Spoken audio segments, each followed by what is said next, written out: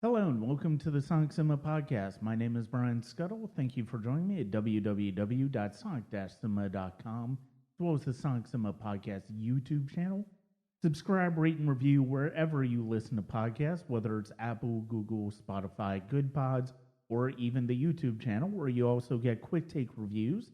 And that is especially beneficial for something like the Atlanta Film Festival, today's subject, where I will have several quick take reviews of movies that I've seen virtually over the festival. And that's a good place to just automatically get all of that stuff, as well as any podcasts and interviews that I have as well.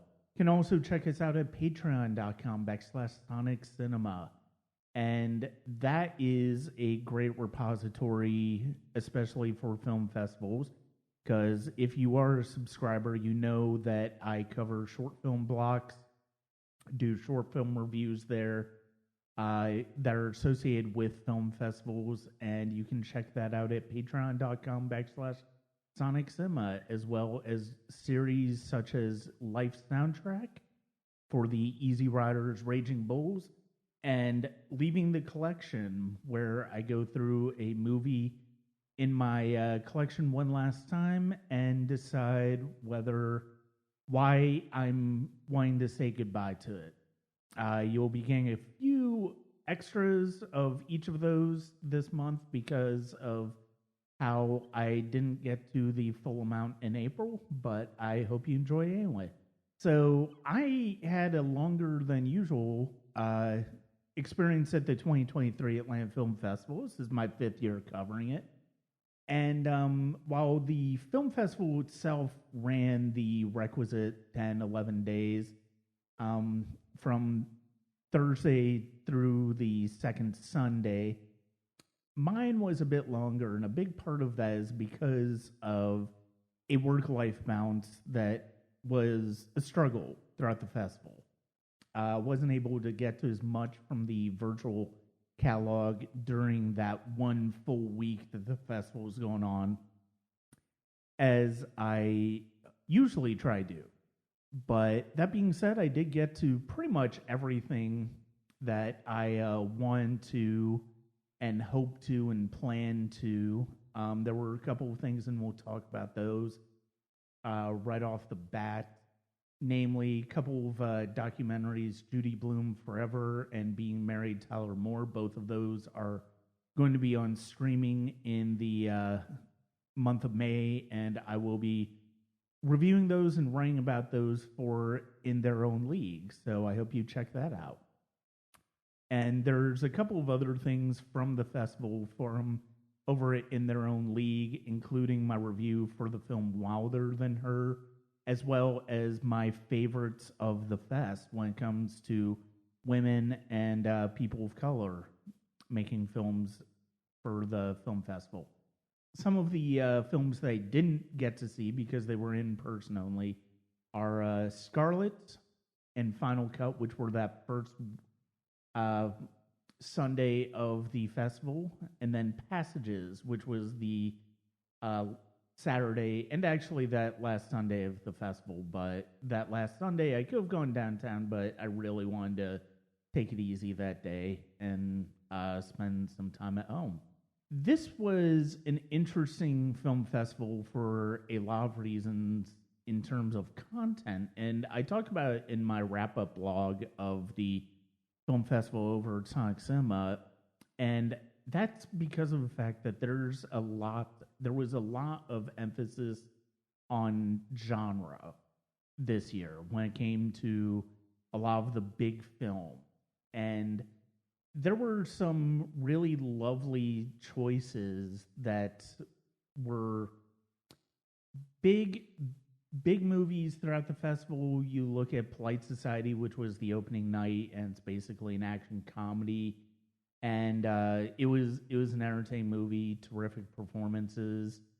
And then you look at Master Gardener, the new Paul Schrader film, which is very much a thriller. You have a psychological drama in Sanctuary with Christopher Abbott and Margaret Qualley. But I am a fan of the smaller films. when it comes to genre. I think you know this about me by now. Um, and one of the things I love about the Atlanta Film Festival is they have a lot of gems that I tend to love as the film festival goes on. You've no doubt already heard me talk to director Jeff Marshallette about Quantum Cowboys. That was the last episode of the podcast. And then I talked to George Kozulinski, the director of Redder, that's also on the podcast, as well as Brian Lolano, who did the short film content The Lo-Fi Man. I love talking with all three of those people, and one of the things that was so great about those discussions is the fact that I enjoyed those films very much. I love those films very much.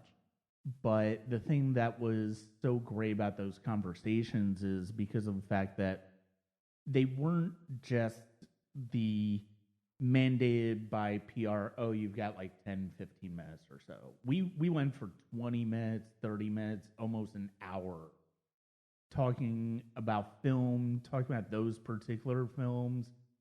And it was just a wonderful discussion. And I talked about it in the wrap up blog, but I love that they really see all of those discussions really seem to be representative of the film festival itself, which I think really does a terrific job of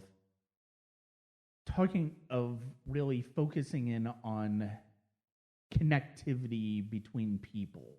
I think that's an important ethos of the film festival, and even things like Quantum Cowboys, Redder, content, The Lo-Fi Man, and the films I mentioned earlier, Sanctuary, Master Gardener, Polite Society, they all have that idea in place, but they just go through genre and getting there. And it's really a fascinating way of seeing storytelling unfold.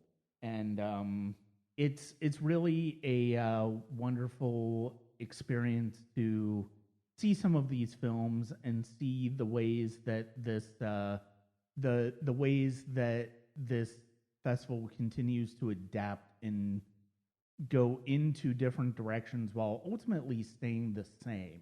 And I think that with genre, especially this year, you definitely got a picture of that. And when you got to experimental movies, and I got to see I watched the experimental short film block this year. And in addition to content, The Lo-Fi Man, one of my favorite short films of the festival was what I imagined the dying fly with the broken leg was feeling. And it's really kind of poignant, and it's weird how the filmmaker is able to works to get into the inner thoughts of a dying fly. And it's that very traditional Hollywood way of anthropomorphizing animals to be human.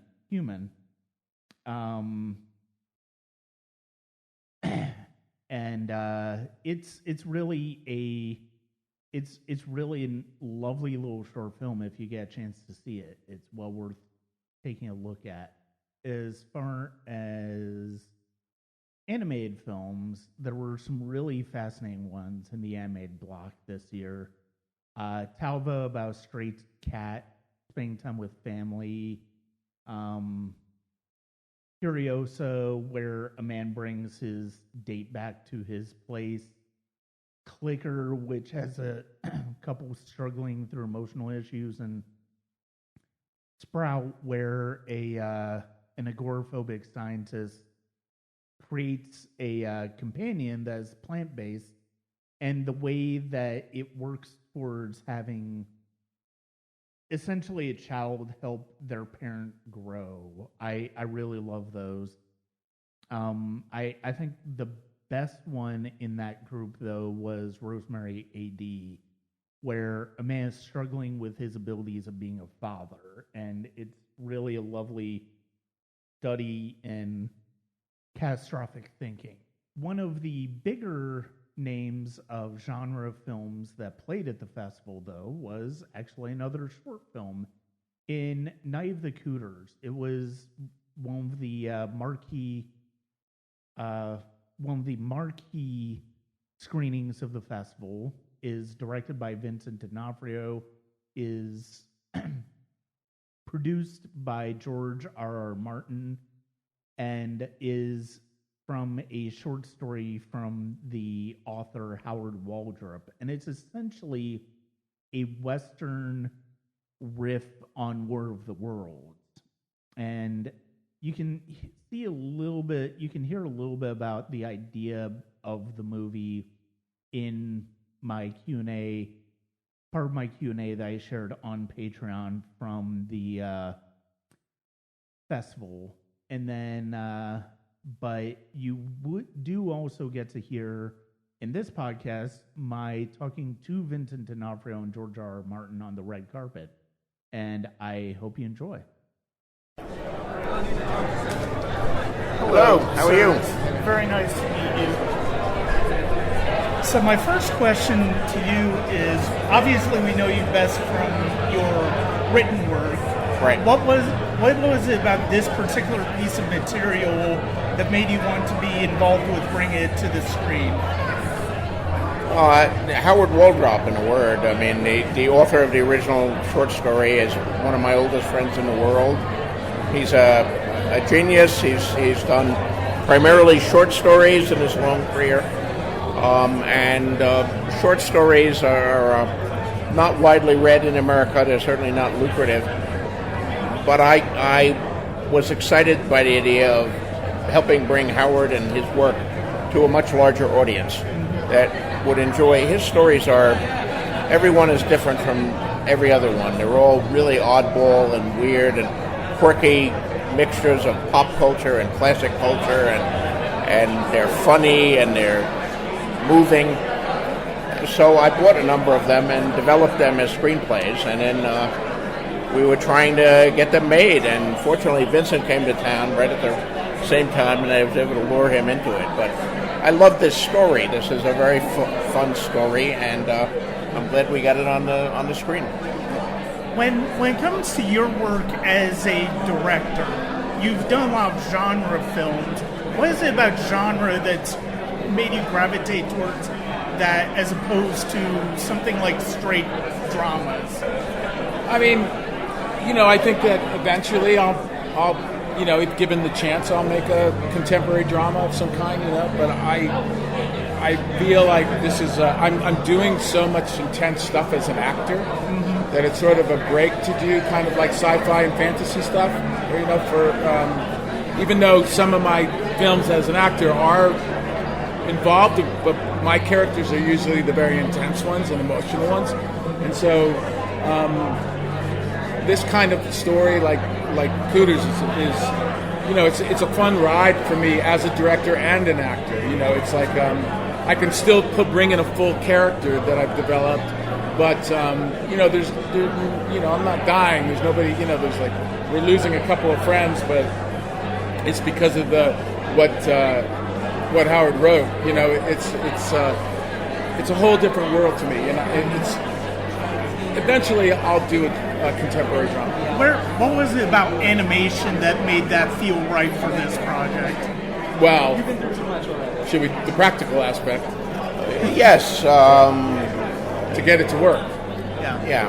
I mean, there's budgetary concerns and all that, but this movie requires a lot of special effects. It has Martians and war machines and other stuff in it, and explosions and all of that, and doing that live action costs more. But also Trioscope, based here in Atlanta, who are our partners on this, it's really you who brought them in, right? Vincent I hadn't heard of them before, and doing it all on green screen, seeing their technology put to work was revelatory for me, so that was exciting. Yep. Thank you very much. And Thank you. I wanted to say, as an actor, one of my favorite films of all time is The Whole Wide World. Oh, cool. Your performance as God. Robert E. Howard is amazing. And Renee. And Renee, of course. Thank you very much. Thank you. All in all, I saw a total of 68 films at the Atlanta Film Festival, whether you're talking about short films or feature films. And this was a really strong collection of films this year. I think there were only a couple that just really did not connect with me in any way. And I past few years, I've tended to use this podcast sort of as a way of expressing my favorites of the festival, and I do that a little bit on my In Their Own League one, but that's devoted also more towards female filmmakers, people of color, and as well as some favorite performances. But I would like to talk about some of my favorites that I saw in just various categories. I've already talked about some of my favorite genre films: Quantum Cowboys, Red Earth, Content the Lo-Fi Man. I can't go this entire podcast without mentioning Hundreds of Beavers, which is just a slapstick black and white comedy about an Applejack salesman who becomes a fur trapper through defeating hundreds of beavers. Mike Cheslick's film is just wildly imaginative and crazy. I really do kind of wish I had seen that one in person. I saw that as part of the virtual catalog, but I have to imagine the audience was howling every minute of the way. It's such a crazy movie, but it's such a wonderful movie as well. There were a lot of thrillers this year, and I thought that was kind of interesting. There were a lot of really compelling, dramatic stories about people in situations where they're forced to make unexpected choices when it comes to friends, family, their careers. My last film of the film festival was Our Father the Devil, by Ellie Fomby. Excuse me if I mispronounced that. About an African refugee who's the head chef of a retirement home, and her life is upended with the arrival of a priest whom she believes is a warlord from her homeland. And there's some terrific psychological aspects in that movie that really riveted me. The performances in there are fantastic. It really ended up being one of my favorite films of the festival. Wilder Than Her by Jessica Kozak, which I wrote about for In Their Own League, about three friends who go on a camping trip to try to reconnect after their fourth friend has died, and the way that their friendships come undone as that trip goes. It's really a gripping movie and fantastic performances. The level of control of the suspense in that one is fantastic. Sanctuary, I'm very curious what the reaction to that one is going to be. I thought Abbott and Qualley were really good, but there are times where the script kind of gets in the way of the performances. I feel like there's some material, I think, in that, especially in the way that Qualley's character is written, where I don't know how a lot of people are going to react to it. And I think it's going to be an interesting conversation about that. But I'm looking forward to seeing it on screen, seeing it unfold as the movie goes into release.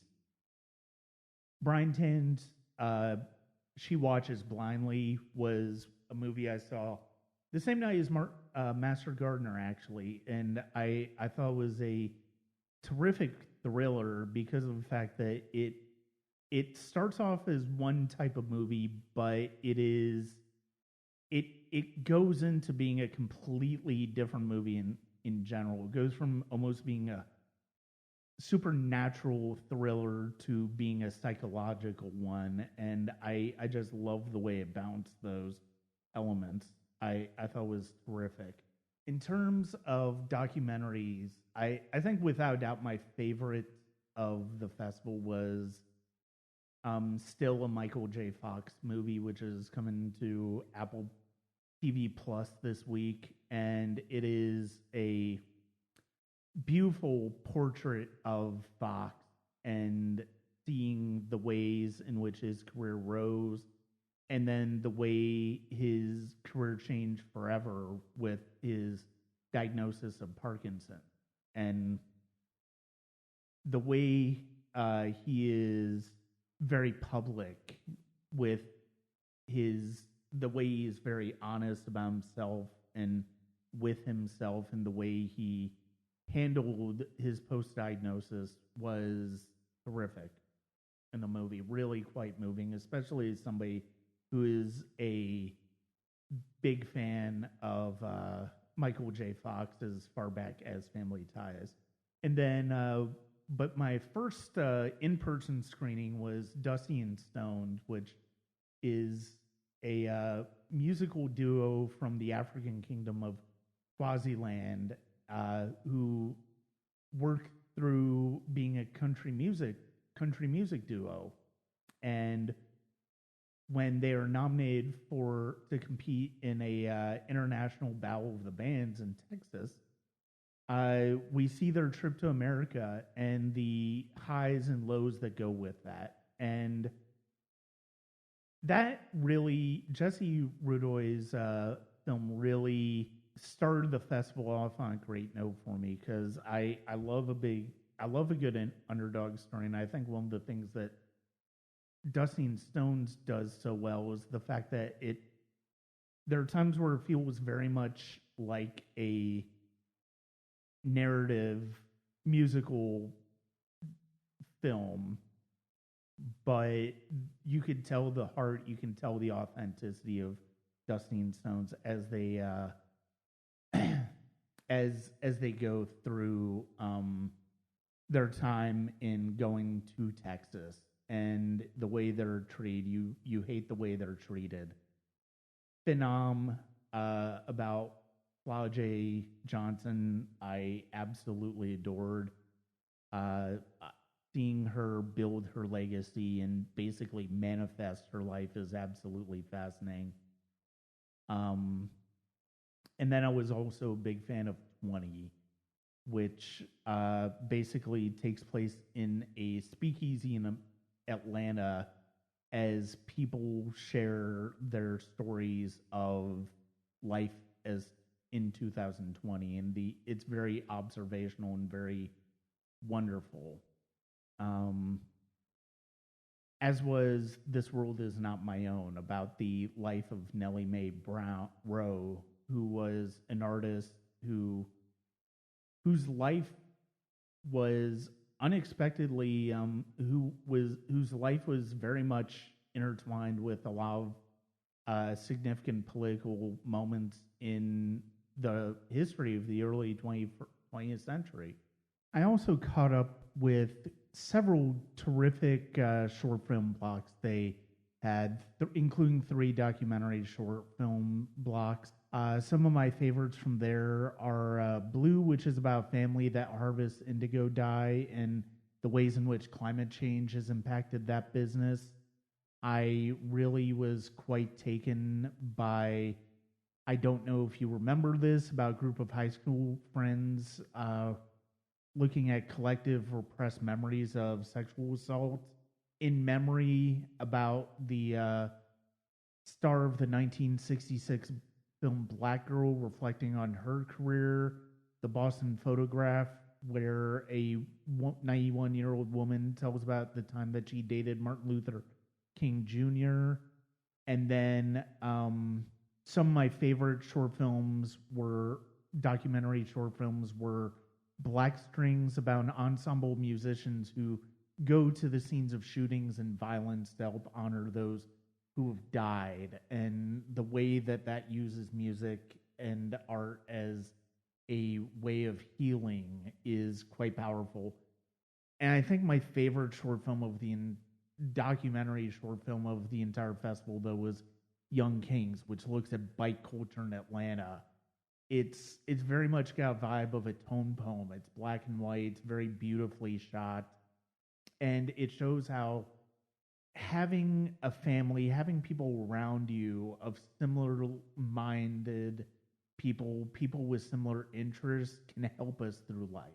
A few other short films that I love, and honestly, the one in particular that really connected with me of the narrative short films was from the Georgia block, and it's a movie called Chipper, where it's about a long lost son who comes to see his father for the first time in years, and the way the emotions are played in that scene, in that moment, that one as questions of life and death and questions of mortality and whether we should have responsibility towards helping people pass on, and what is the best way for people of advanced age to live, quality of life versus quantity of life. It really, considering some of the personal things I'm going through and I have gone through this year, really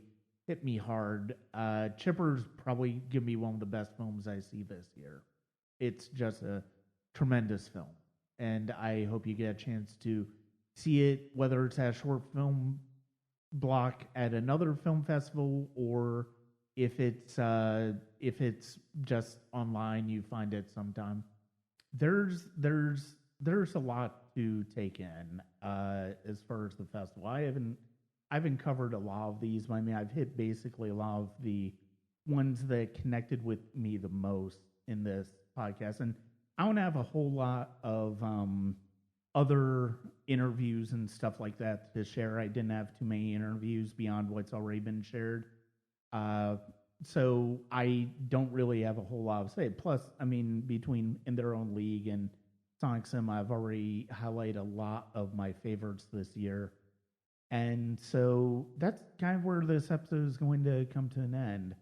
Thank you very much for listening to this episode of the Sonic Cinema Podcast. It's a small one, but I hope you write down some of the titles of these films and check them out when they become available, because I think all of them are well worth taking a look at. This summer is going to be pretty wild. It's going to be pretty great. Going to be playing some catch up with some of these episodes, but it's going to be a good experience. I look forward to having the conversations that I'm going to have. Thank you very much for listening, whether it's Apple, YouTube, Good Pods, Spotify, Amazon, wherever. And please subscribe to the Patreon, patreon.com/SonicCinema. There's a lot of great content there, especially from the film festivals Renegade in Atlanta this year. And then, as always, check out our reviews at www.sonic-cinema.com. Thank you very much.